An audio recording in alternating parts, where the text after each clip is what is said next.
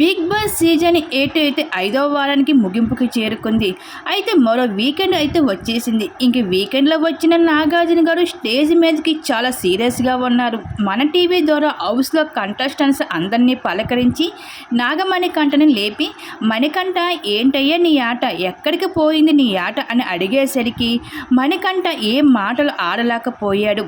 మణికంఠకి అర్థం కాని ఒక విషయం, నువ్వు హౌస్లోకి వచ్చింది దేనికి అంటే గేమ్ ఆడడానికి సార్ అంటే, మరి ఆ గేమ్ ఎక్కడ కనిపించడం లేదు, ఎప్పుడు చూసినా హౌస్లో సింపతి చూపిస్తున్నావు అనిపిస్తుంది. అయిన టాస్క్లు ఆడేటప్పుడు నీ టాస్క్ నువ్వే ఆడుకో, అంతేగాని హౌస్లో ఉన్న వాళ్ళందరూ నీకు సపోర్ట్ చేయలేదంటూ అది ఎంతవరకు కరెక్టు. ఇంకొక విషయం మాట్లాడితే, నా పెళ్ళం ఇదే చేసుకోవాలని అంటున్నావు.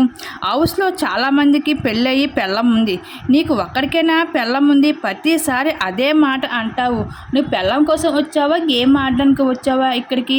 ఇంకోసారి ఇంకా అలాగా నువ్వు ప్రవర్తిస్తే హౌస్లోంచి నేనే రెడ్ కార్డ్ ఇచ్చేసి బయటికి పంపించేస్తాను. ఈ విధంగా నువ్వు బిగ్ బాస్ హౌస్లో నీ ఆటలు ఆడితే నువ్వుగా నీ ఆట నువ్వు ఆడాలి, అంతేగాని సింపతి చూపించడం, అస్తమాని పెళ్ళం అనడం, ఇలాంటి మాటలు ఆడితే హౌస్లోని ఇలాంటి చల్లవు.